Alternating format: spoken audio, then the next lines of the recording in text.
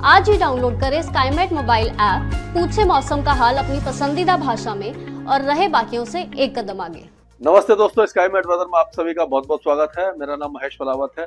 आज 13 दिसंबर है और अब देखेंगे हम कि अगले 3-4 दिनों के दौरान पूरे भारत में मौसम का क्या हाल रहने वाला है। वेस्टर्न डिस्टर्बेंस जो था वो आगे चला गया है और आप देखिए इस तरह से आगे चला गया है और जो एक और वेस्टर्न डिस्टर्बेंस आएगा लेकिन काफी दिनों के बाद है और वो भारत के ऊपर से ही निकलेगा, यानी नॉर्थ से ही निकलेगा।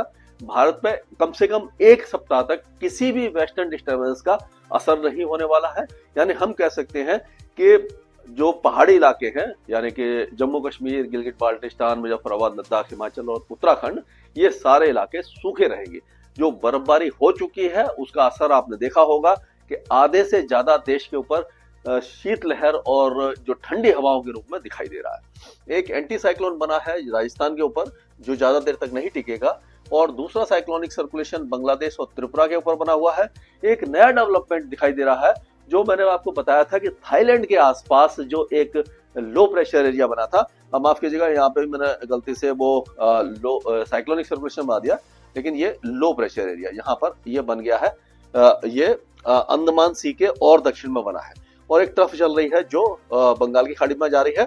और यहाँ पर जो आपने देखा था कि वेलमार्ग लो प्रेशर एरिया जो बना हुआ था ये कोमरिन एरिया में, ये भी एक निम्न दबाव के रूप में यहाँ पर लो प्रेशर एरिया के रूप में दिखाई दे रहा है जो अरब सागर के ऊपर चला जाएगा। और अब क्या होगा कि उत्तर दिशा से जो हवाएं हैं और पश्चिम दिशा से जो तेज हवाएं चल रही हैं, पंजाब, हरियाणा, दिल्ली, उत्तर प्रदेश, बिहार, झारखंड, इन सारे इलाकों में तेज हवाएं चल रही हैं। और दिल्ली एनसीआर में भी आपने देखा होगा कि आज हवाओं की जो रफ्तार है वो बढ़ी है, जिससे कि प्रदूषण में बहुत ज्यादा कमी आई है। इस बार प्रदूषण तो रहा लेकिन बहुत ज्यादा नहीं रहा। और सबसे बड़ी बात यह रही कि जो सर्दियां हैं वो देर से आई लेकिन कड़ाके की आई हैं। आपने देखा होगा कि दिन में भी सर्द हवाएं चल रही हैं, तापमान काफी ज्यादा नीचे गिरे हैं, लेकिन अब दिल्ली में टेम्परेचर थोड़े से बढ़े हैं। पहले आपने देखा कि 8 डिग्री 7 डिग्री के आसपास आ गया था, आज 9 डिग्री है। उसका कारण ये है कि आप देखेंगे कि अचानक कभी तापमान नीचे जाते हैं, कभी ऊपर जाते हैं। इसका जो कारण है वो माफ कीजिएगा हवाओं का डायरेक्शन होता है। तो ये अब देखेंगे कि जो उसके इस मैप के ऊपर बात करेंगे। हवाओं का डायरेक्शन में आपको बता रहा था कि जो उत्तरी हवाएं चलती हैं, जब स्नोफॉल हो जाता है पहाड़ों पर, यहाँ से जब बर्फीली हवाएं चलती हैं यानी ठंडी हवाएं चलती हैं, वो टेम्परेचर गिराती है। और स्नोफॉल जैसे आपने देखा कि थोड़े दिन पहले हुआ था शिमला, मसूरी और जो कुल्लू, मनाली, श्रीनगर, रोहतांग पास और बनिहाल, काजीकुंड, सभी जगह पर हुआ था और काफी अच्छा स्नोफॉल था। तो उस स्नोफॉल का जो असर है ठंडी हवाओं के रूप में वो दिखाई दे रहा है।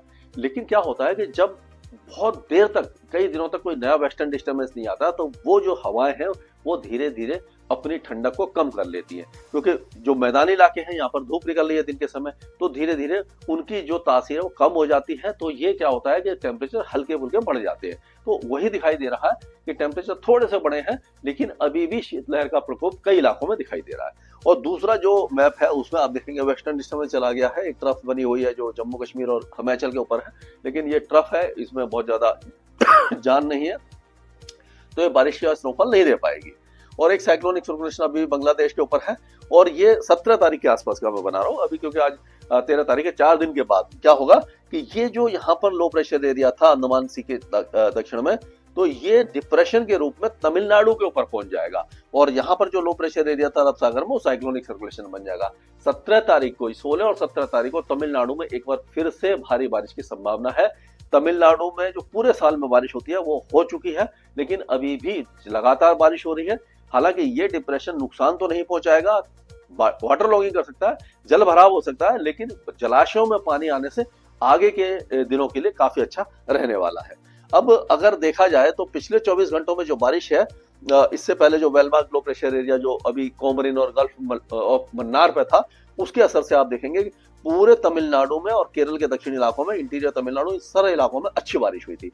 और अब क्या होगा कि बारिश की गतिविधियां धीरे धीरे कम हो जाएंगी, लक्षद्वीप और मालदीव की तरफ चली जाएंगी, लेकिन फिर से ये बारिश की गतिविधियां जो डिप्रेशन बनेगा उसके कारण बढ़ने वाली है। अब ये निम्न जो लो टेम्परेचर है उसमें देखिए 2 डिग्री, 3 डिग्री, 4 डिग्री है राजस्थान में दिखाई दे रहे हैं आपको, और 6-7 डिग्री के आसपास हरियाणा में भी दिखाई दे रहे हैं, पंजाब में दिखाई दे रहे हैं। और आप देखेंगे कि जो राजस्थान में है 6 से 9 के बीच में है दक्षिणी राजस्थान में, और उसके नीचे भी अगर देखें पश्चिमी राजस्थान में 10 डिग्री के आसपास है। और उसी तरह से जो अब ये गुजरात है वहां पर 12 से 14 डिग्री कई इलाके में है, 10 डिग्री भी है। और कोस्टल एरियाज में यूजुअली टेम्परेचर ज्यादा होते हैं, वो थोड़े ज्यादा है। उसी तरह मध्य प्रदेश, उत्तर प्रदेश, यहाँ पर भी 10 डिग्री और उसके नीचे ही दिखाई दे रहे हैं। बिहार, झारखंड में 9 से 10-12 डिग्री के आसपास टेम्परेचर है। तो हम कह सकते हैं कि 10 से 12-14 डिग्री के बीच में ये पूरे इलाके में टेम्परेचर, मिनिमम टेम्परेचर आ गए हैं, यानी कि सर्दी शुरू हो चुकी है, हालांकि देर से आई है। और ला नीनिया का बहुत ज्यादा हल्ला मच रहा है कि ला नीनिया, आपने वीडियो देखे होंगे, बहुत ज्यादा उनके वायरल भी हो रहे हैं वीडियो। तो ला नीनिया का कोई खास असर दिखाई नहीं देने वाला है। ये नेचुरल फेनोमेना होता है कि जब बर्फबारी हो जाती है तो टेम्परेचर यूजुअली गिरते ही है।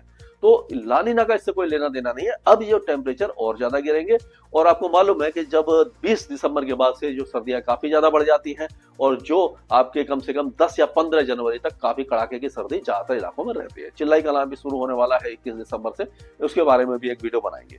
तो अब अगर देखा जाए तो जो सैटेलाइट पिक्चर है उसमें आप देखिए कि पहाड़ों पर बहुत हल्के हल्के बादल हैं, और ये ऊंचाई और मध्यम वाले हैं, तो इससे कोई वेदर एक्टिविटी नहीं होगी। जो ट्रफ बनाई थी वो दिखाई दे रही है। पीछे वेस्टर्न डिस्टर्बेंस आ रहे हैं के बाद एक, लेकिन वो ऊपर से निकल जाएंगे। और यहाँ पर आप देखिए जो थाईलैंड के आसपास ये सारे जो बादल बने हुए हैं, ये सारे हैं, ये अंडमान और निकोबार द्वीप समूह के ऊपर आ गए हैं, यहाँ भारी बारिश देंगे। और यहाँ जो तमिलनाडु के बादल थे वो ये आप देखिए लक्षद्वीप और केरल की तरफ चले गए हैं, श्रीलंका पे हैं। तो ये यहाँ पर इसी इलाकों में बारिश की गतिविधियां भी जारी रहने वाली है। तो इस तरह का मौसम अभी रहेगा। और अगर हम देखें तो पहाड़ों पर कोई खास वेदर एक्टिविटी नहीं। गिलगित बाल्टिस्तान, मुजफ्फराबाद में बहुत हल्की बारिश या स्नोफॉल हो सकता है, बाकी इलाके सूखे रहेंगे और उत्तर पश्चिमी दिशा से हवाएं चलती रहेंगी। पंजाब, हरियाणा, दिल्ली, उत्तर प्रदेश, बिहार, झारखंड, इन सारे इलाकों में टेम्परेचर थोड़े से गिरेंगे। लेकिन दक्षिणी राजस्थान और ये यहाँ से देखिए ये हवाएं जो इस तरह से घूम रही हैं, तो क्या होता है कि जहां पर ये हवाएं उत्तरी चल रही हैं, ये जो चल रही हैं, ये सारे इलाके में तो ये टेम्परेचर गिरने वाले हैं, यानी कि उत्तर प्रदेश से लेकर के बिहार, झारखंड, उड़ीसा तक। लेकिन यहाँ पर आप देखिए कि ये जब घूम करके ये बंगाल की खाड़ी से आ रही हैं, तो यहाँ पर जो छत्तीसगढ़ के दक्षिण इलाके हैं और मध्य प्रदेश के दक्षिण इलाके, महाराष्ट्र वगैरह और गुजरात के कई इलाकों में मिनिमम टेम्परेचर में थोड़ी सी वृद्धि हो सकती है, बढ़ सकती है, यानी सर्दी थोड़ी सी कम हो जाएगी अगले 2 दिनों के दौरान। तो इस तरह का मौसम रहने वाला है। पूर्वोत्तर राज्य पूरी तरह शुष्क रहेंगे, और ये तमिलनाडु के जो इलाके हैं यहाँ पर हल्की बारिश होगी, अब कम हो जाएगी बारिश। दक्षिणी तमिलनाडु, दक्षिणी केरल और लक्षद्वीप में फिर से बारिश बढ़ जाएगी। ये साइक्लोनिक सर्कुलेशन आगे चला जाएगा, और यहाँ पर जो लो प्रेशर एरिया था वो ये अंडमान के आसपास आ जाएगा, फिर ये और आगे ट्रफ बनेगी। तो धीरे धीरे बारिश की गतिविधियां आगे आएंगी, और 16-17 तारीख से फिर से दक्षिणी आंध्र प्रदेश, तमिलनाडु, केरल और कर्नाटक में बारिश देंगी। तो ये आधे से ज्यादा जो भारत है वो सूखा रहेगा, ठंडा रहेगा। टेम्परेचर कुछ इलाकों में गिरेंगे, कुछ इलाकों में बढ़ेंगे। तो इस तरह का जो माहौल है वो लगातार बना रहेगा, और जो जो इसमें चेंजेस आएंगे मैं लगातार आपके साथ शेयर करता रहूंगा स्काईमेट वेदर में। अभी के लिए इतना ही। मौसम से जुड़ी सटीक जानकारी और खबरों के लिए हमारे YouTube चैनल को सब्सक्राइब करें और बेल आइकन दबाकर हर खबर पर रखें नजर।